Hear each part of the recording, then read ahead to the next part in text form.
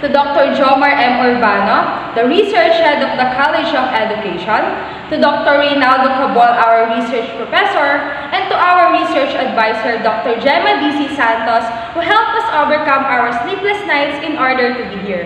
And to our panelists, Dr. Angelina M. Cauzo, Dr. Elena G. Vicencio, and Professor Eduardo de Guzman, we are greeting you a wonderful day to each and everyone. I am Antonina M. Del Rosario together with... I am Florence Andrea R. Flores. I am Nashel V. Inocente. Jonalyn C. Palyarco. I am Jenny Cel Reyes. Rosella Jaira R. Yahot. As BSI students and the future teachers of industrial arts, we chose a related topic in our major entitled Status of Livestock Farming in Southeast Asia. According to Mary McMahon, the word livestock is an umbrella term used for domesticated animals raised in an agricultural environment with the intent of providing food, textiles, labor, or fertilizer to their owners. The role of livestock in agriculture in South and Southeast Asia is complex and significantly different from that industrialized nation. The traditional farming system are mostly based on mixed crop livestock systems with small farms predominating. Southeast Asia's rising incomes, growing population, and increasing urbanization have contributed to the growth in livestock production and meat consumption, particularly poultry and pork. Although the contribution of livestock subsector to national GDP in most Asian countries is low, it is a crucial source of high-quality protein, minerals, and vitamins to the population by way of milk, meat, and eggs. Now let us proceed to the statement of the problem. This study seeks an answer to the following questions.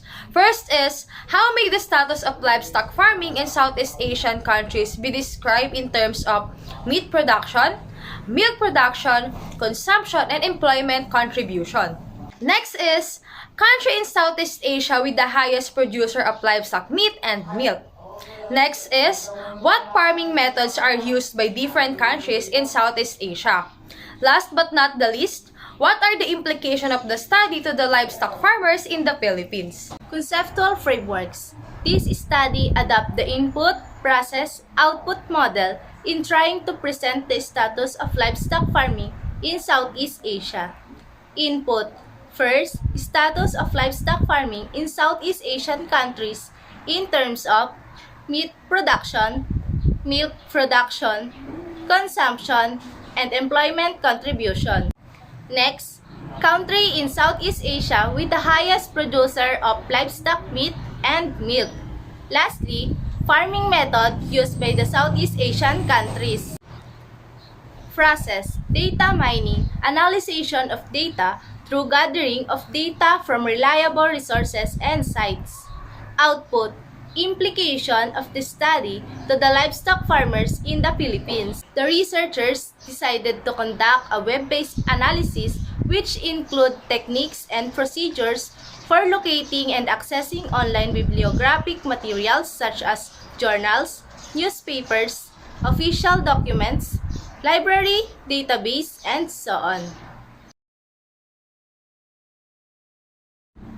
In this chapter, it presents the researchers' data, the analysis and interpretation of data, and the implications of the study's result.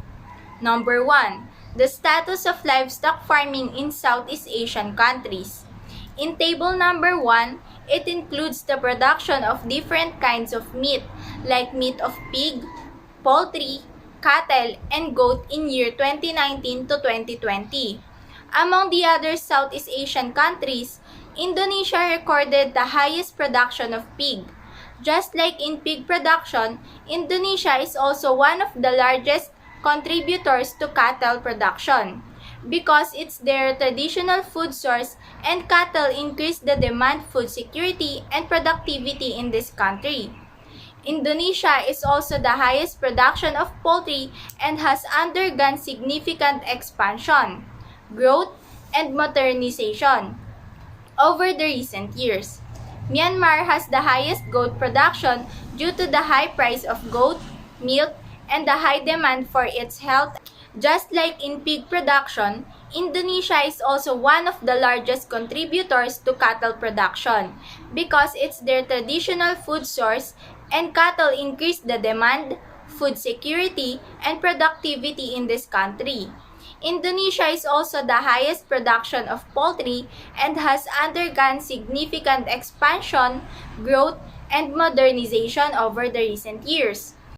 Myanmar has the highest goat production due to the high price of goat milk and the high demand for its health and medicinal properties. Goats are an important source of income and an asset for rural and urban smallholders in any parts of the world, including Myanmar. In table number 2, it includes the production of milk in Southeast Asian countries in year 2017 to 2020.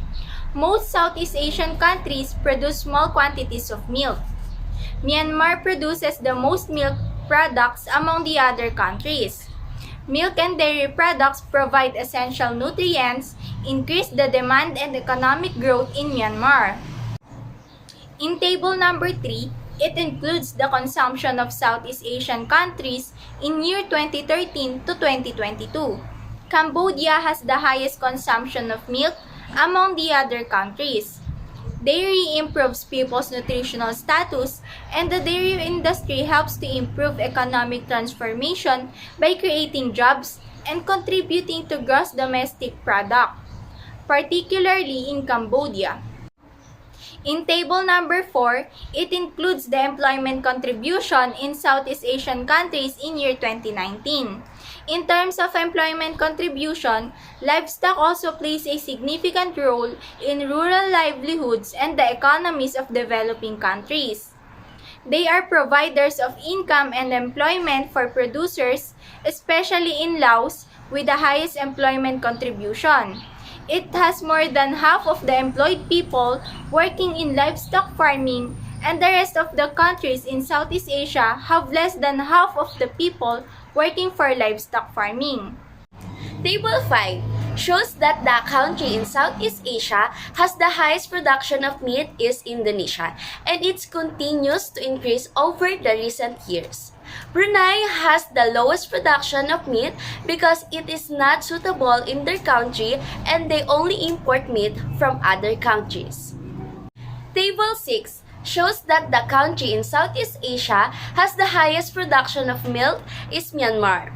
The country of Laos has the lowest production of milk because cow breeds do not perform well in the hot, humid condition that exists in much of the region.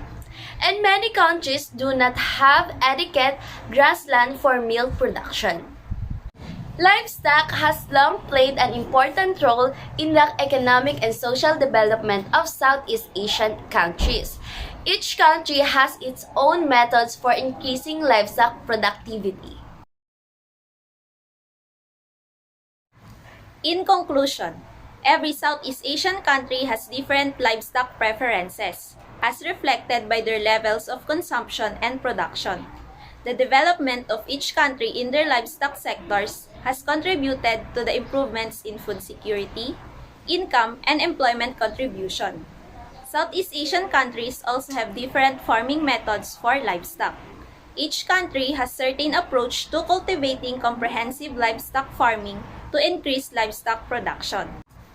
In terms of meat production, it rises in various Southeast Asian countries in response to rapidly rising demand, production, and meat consumption. Southeast Asia has also seen increases in milk production, but this will not be enough to meet the growing population's demand due to the temperature condition or its environment.